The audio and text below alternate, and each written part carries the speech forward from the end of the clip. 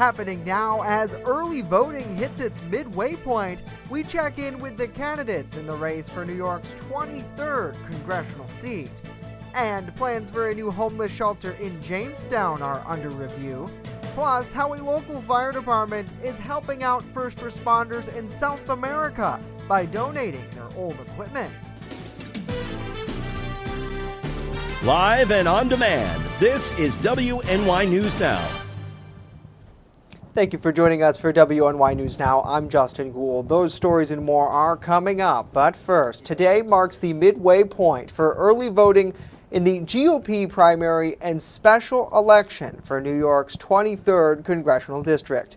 Our Bronson Rasmussen joins us live in the newsroom at the top of the show today for an update on that and to break down who is on the ballot. Bronson? Justin, any eligible voter in Chautauqua County can vote in the special election, which has Democrat Max Delapia and Republican Joe Sempletsky facing off to compete the rest of the term of now retired Congressman Tom Reed. Republican voters, however, will receive two ballots, one for the special election and another one for the GOP primary, which has candidates Nick Langworthy and Carl Palladino facing off. Local Jamestown pharmacist Richard Moon is also running a writing campaign.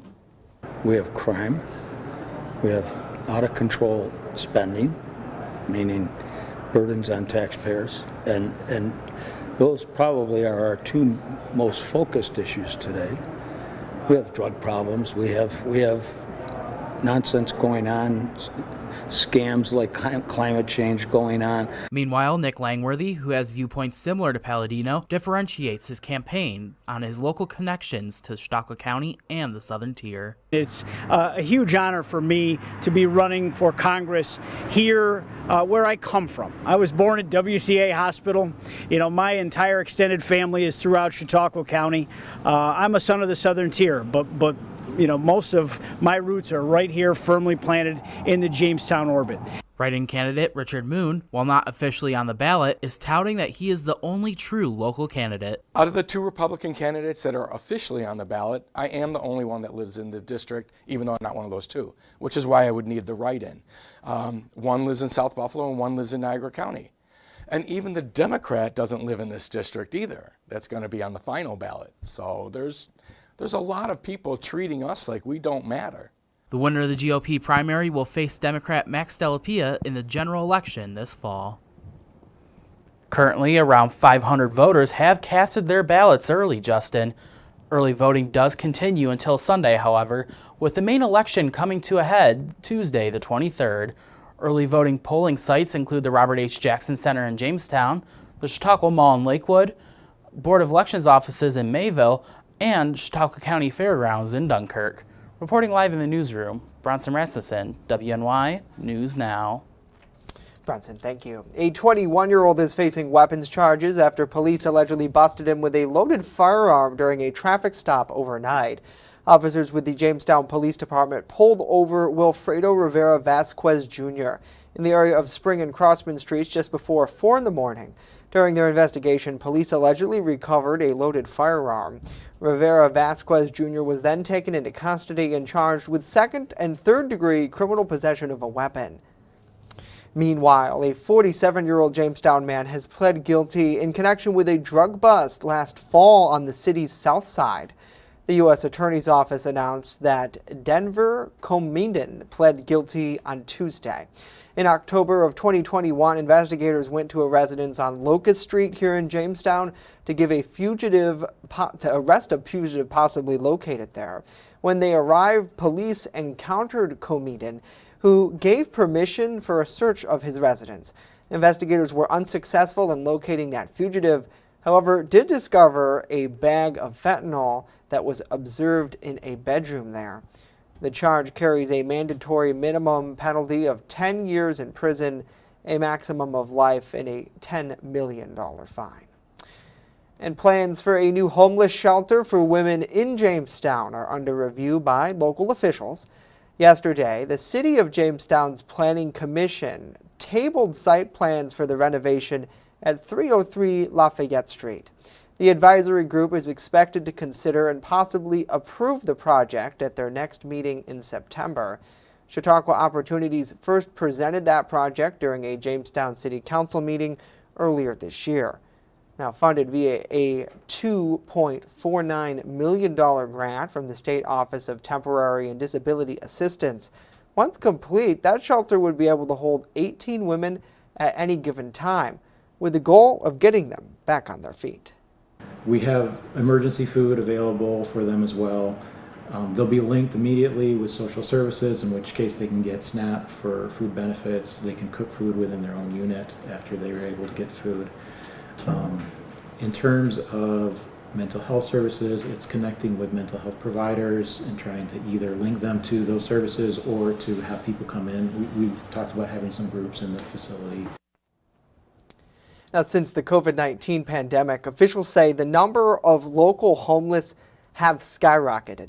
This is the second ongoing homeless shelter project specifically for women here in Chautauqua County. UCAN City Mission is also building a shelter on Main Street downtown.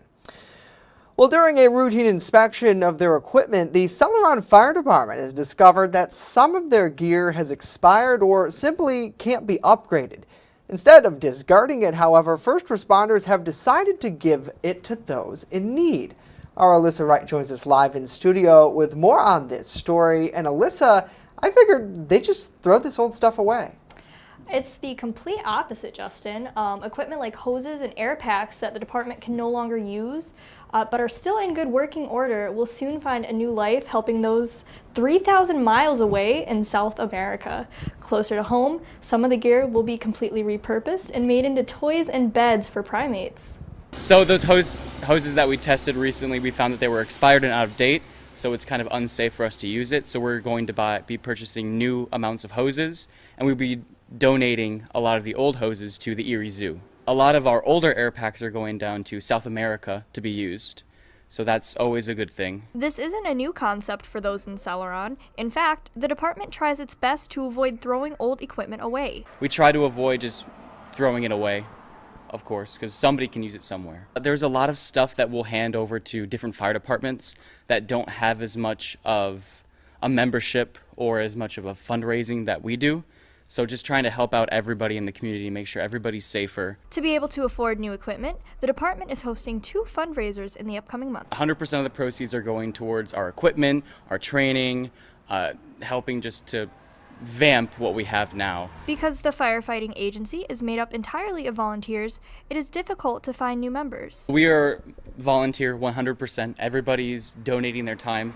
We have about 25 active members at the moment. But there's always a struggle. You know, everybody's working during the day or working during the night. There's always family stuff going on.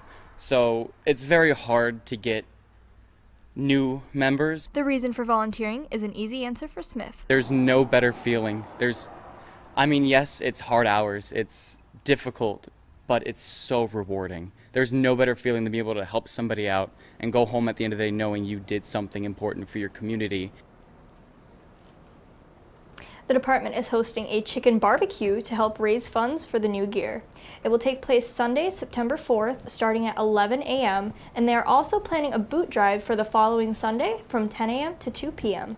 Live in studio, Alyssa Wright, WNY News Now. All right, Alyssa, thank you very much. Such a cool way to recycle. Well, Chief Forecaster Dakota Hunter joining us now with a first look at our weather and a beautiful live shot over downtown Warren today. Hello, Dakota. Hello, Justin, and hello to all of you. Happy Wednesday out there. And yeah, we're starting to see the sun break out a little bit across portions of the southern tier in northwestern Pennsylvania. The rain that we had this morning, early this morning, has pretty much all tapered off, but we still could see a few scattered showers and storms through the afternoon. We only managed 69 yesterday. Again, we told you how the clouds and the rain was going to hold down our highs. 91 and 40 are the records. So through the afternoon, another day of clouds. We are going to see some peaks of sunshine with scattered showers and storms, 70 to 79 with a north wind, but more rain is on the way. We'll talk about it with the Ultimate Satellite Solutions 7-day forecast later on in the show. Justin. All right, Dakota, we'll see you back in just a bit as we roll along the fight against a destructive bug that's now threatening wineries here in Chautauqua County. But first, the latest in the Andrew Cuomo book deal dispute. What a federal judge now has to say. Stay with us. WNY News Now is back right after this.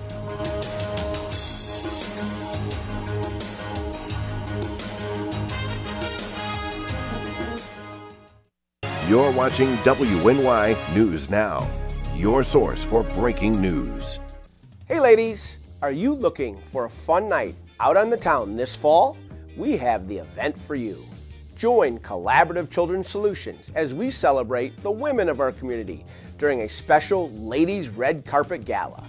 Grab your friends and fanciest clothes for a night of dancing at the Northwest Arena in Jamestown, New York. There will be dessert and a cash bar.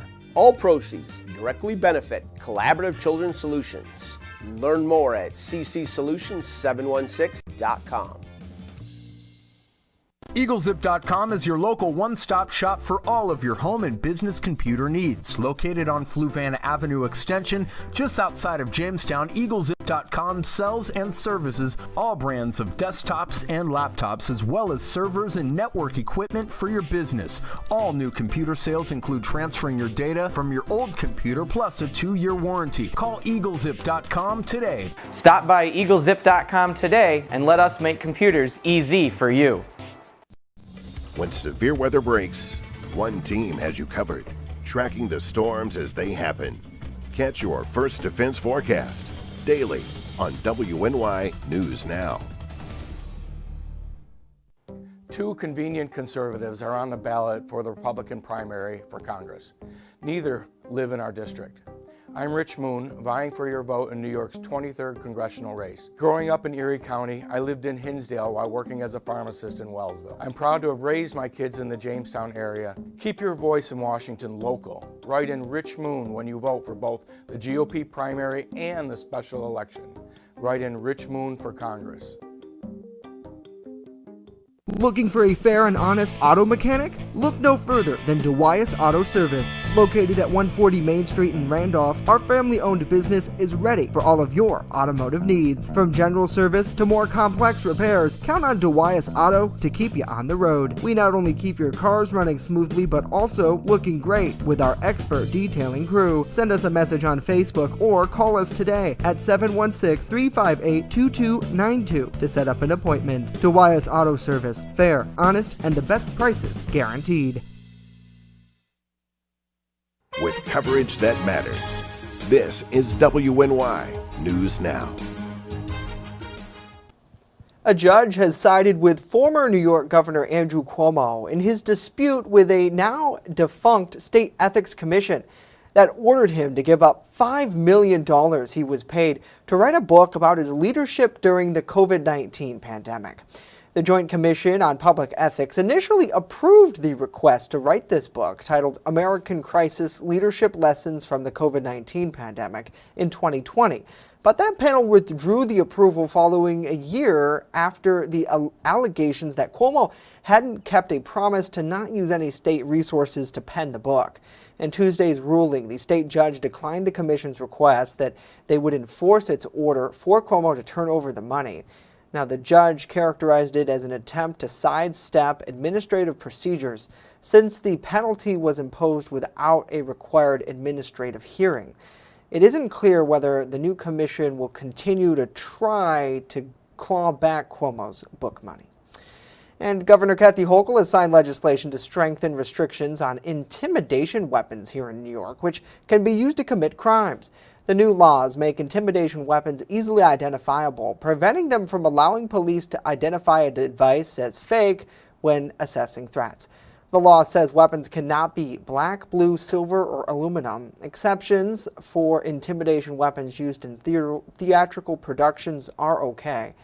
Now, according to data released by the governor's office and the attorney general, there have been at least 63 shootings in New York State as a result of individuals mistaking intimidation weapons for real firearms, 8 of which have resulted in fatalities.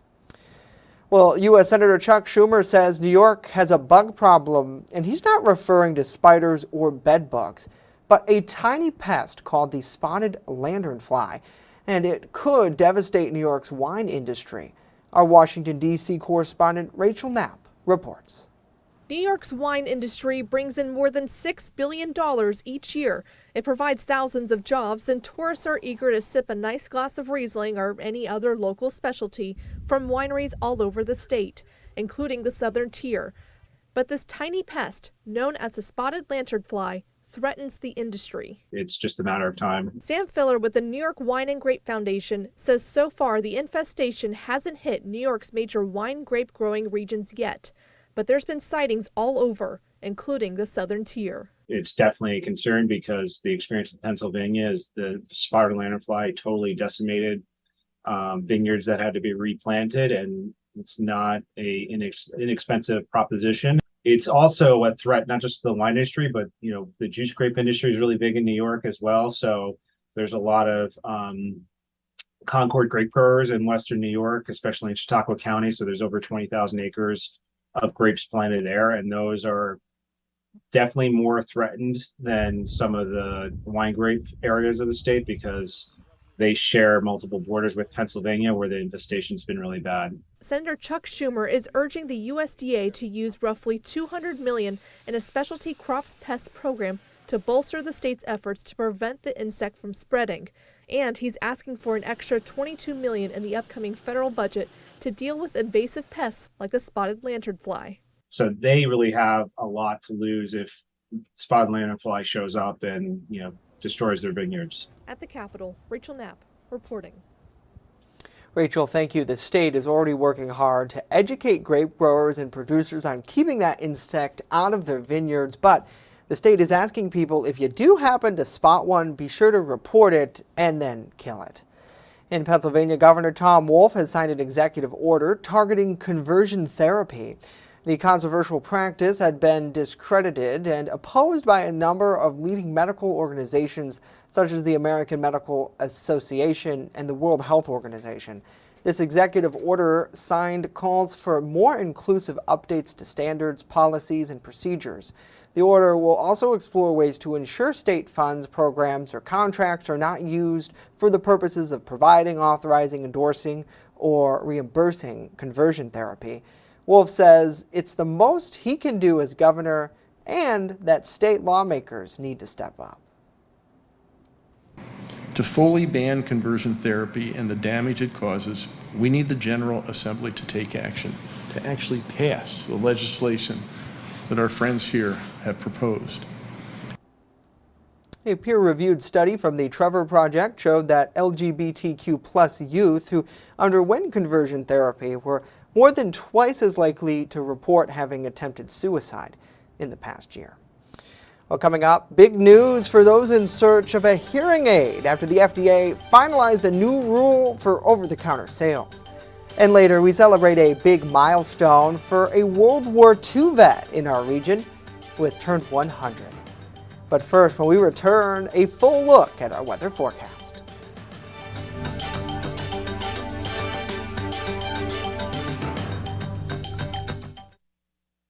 You're watching WNY News Now, where coverage comes first. While I appreciate anyone who wants to run for office and help others, we deserve to be represented by a local candidate. I'm Rich Moon, running for New York's 23rd congressional seat. I grew up in Erie County, worked in Wellsville, raised my kids in Jamestown. We need to keep our voice in Washington local. There are 2 absentee opportunists on the ballot for the Republican primary. They don't actually live here. That's why I need your vote. Write in Rich Moon for Congress for both the GOP primary and special election. We deserve local representation. Stay fire safe this summer. Only use grills outdoors, away from siding and deck railings. Clean grills often and remove grease or fat buildup. Make sure your gas grill lid is open before lighting. Have a 3-foot safe zone around grills and campfires. Keep kids and pets clear of the area. Dispose of coals after they cool in a metal can. Never leave grills, fire pits, and patio torches unattended. Learn more at usfa.fema.gov. Brought to you by the Chautauqua Safety Village and the Jamestown Fire Department. Calling all teachers. Get your year started off right with an evening with Gary Brooks. Come see Gary as he shares his funniest school stories and strategies to build a positive school culture. Go to ReginaldA.com for tickets and more information. You're watching WNY News Now, your source for breaking news. Fast, accurate, and every day. First Defense Weather. Welcome back, everybody. Wanted to start off with the rainfall totals over the past 24 hours, and some of you got a soaking. How about Olean? Close to 1 inch there. Mayville, a little more than a half an inch. Also in Gary, Faulkner, a little less than that. Jamestown here in town, about 3/10 of an inch. And Bemis Point, a little more than 1/10 of an inch. So, again, this is well-needed rain. So if you have a rain gauge, send us your totals. We always are looking for more reports when it comes to rain and snowfall totals. So if you have a gauge, give us your totals. We definitely need them. And the rain is going to continue here for the next couple of days. A 75% chance in area today. Turns more isolated tomorrow. We should squeak out a nice day on Friday. Lots of sunshine, but then the rain returns over the weekend and through much of next week. But the rain is well needed. This is the current drought monitor. This is going to be updated tomorrow. So this is still from last week's update. But you can still see much of the southern tier is still abnormally dry. And this is not just a Western New York problem. This is a problem that extends across much of the East Coast. Notice that red across portions of New England. That is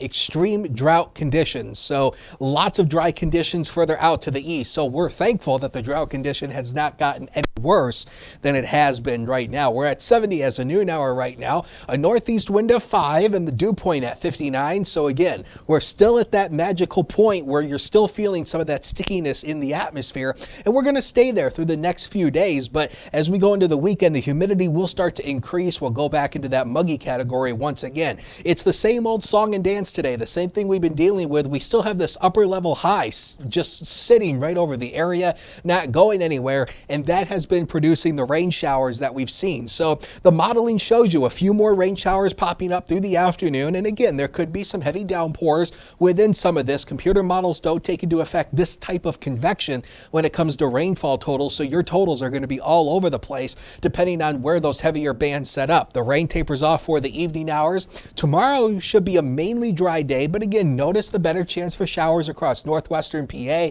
Wouldn't rule out the chance for a couple showers across the southern tier as well through the day tomorrow. And then Friday is just going to be a looker of a day. So we start tomorrow around 57, mostly cloudy. Better chance for those storms will be after the noon hour. Now the next 7 days of your life, powered by Ultimate Satellite Solutions. So the sun returns in great supply on Friday. It's sunalicious, Justin. We turn more humid Saturday and Sunday, and then the rain showers continue, Justin, through early next week. Yeah, we were talking about the drought conditions around New York, and I guess this is good news for us here locally anyways. Dakota, thank you very much. Well, around the nation, a significant milestone for those with hearing loss. Hearing aids will be available over the counter soon. Starting in October, people over the age of 18 with mild to moderate hearing impairment can buy certain hearing aids from stores or online for less money. The FDA just finalized a rule to make it happen, and it's a pretty big deal. Health experts say hearing loss is extremely common, but insurance companies don't always cover hearing aids, and they cost a lot of money, upwards to thousands of dollars for just a pair. And Representative Liz Cheney may have lost Wyoming's Republican primary, but she says she's still got a lot of work ahead of her. Tuesday night, just hours after her loss, she made moves to turn her campaign committee into a leadership PAC, filing paperwork with the Federal Election Committee, creating a PAC called The Great Task. As Amy Kiley reports, the outspoken Trump critic says now the real work begins. 2 years ago, I won this primary with 73% of the vote. I could easily have done the same again. The path was clear, but it would have required that I go along with President Trump's lie about the 2020 election. One of the most outspoken Republican critics of former President Donald Trump in Congress is losing her seat. Representative Liz Cheney of Wyoming has conceded in her primary. The projected winner is a Trump-backed attorney. I did not do this on my own. Obviously, we're all very grateful to President Trump. Cheney was one of 10 House Republicans who voted to impeach Trump. She's the vice chair of a House Select Committee investigating the January 6th Capitol riot. Her defeat comes as Republicans in multiple states have nominated election deniers for office.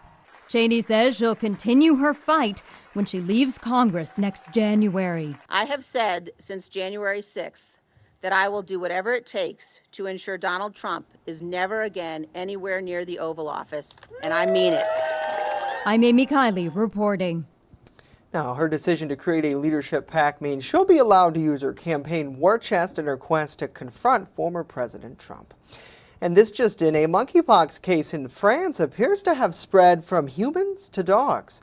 According to a case published in the Lancet Medical Journal, 2 men who live in the same household contracted the virus about 2 weeks later.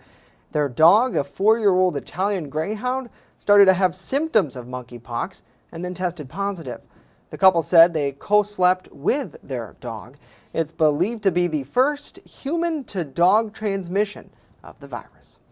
Next, we celebrate a century of success, wishing a World War II vet here in our region a happy 100th birthday.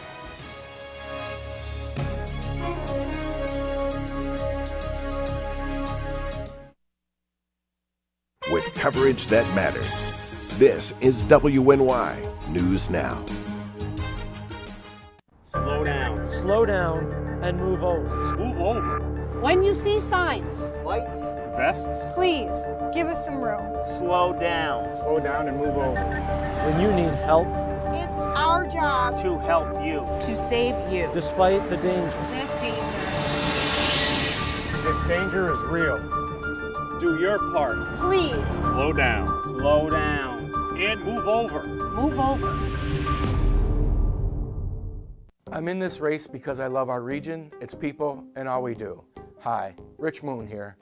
I'm not someone who has come late to this game using political muscle or a large bank account to manipulate the electorate. I'm running for New York's 23rd congressional seat to keep our priorities local. Growing up in Erie County, working in Wellsville, raising my kids in Jamestown, this is my home. When voting this month, write down Rich Moon for Congress to ensure local representation for both the GOP primary and the special election. Catch your First Defense forecast daily on WNY News Now. Our region is coming together to celebrate the life and career of World War II veteran John Shushek turned 100 years old, and the milestone didn't go unnoticed. Mike Ruzzi with our news partner WNY News Now shares the story.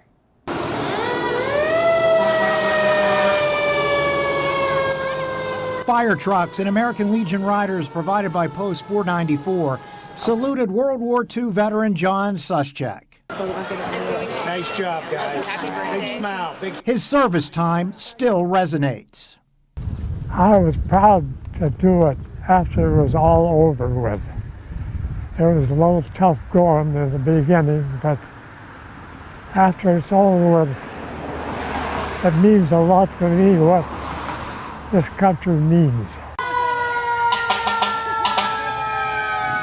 Stationed in Italy during World War II, his job responsibilities were crucial. I was in the artillery. I was in communications. I was the one that where the fire army should drop the bomb. Born and raised on the outskirts of Albion, Pennsylvania, John is the only living sibling from a family of 8 children. He lost his sister last weekend and his wife last December after nearly 75 years of marriage. On Tuesday night, he had his children, grandchildren, and great-grandchildren on hand to celebrate his 100th birthday. How are they going to fit all those candles on that cake? Well, I don't know. Happy birthday, dear Grandpa. Happy birthday to you. Mike Ruzzi, WNY News Now. Mike, thank you so much for that. John had more than 45 family members on hand to celebrate his big 100. Really incredible to see, and thank you to your service. We don't see many World War II veterans around anymore, Dakota. I know it's few and far in between as they are hitting 100, some of them even older than that.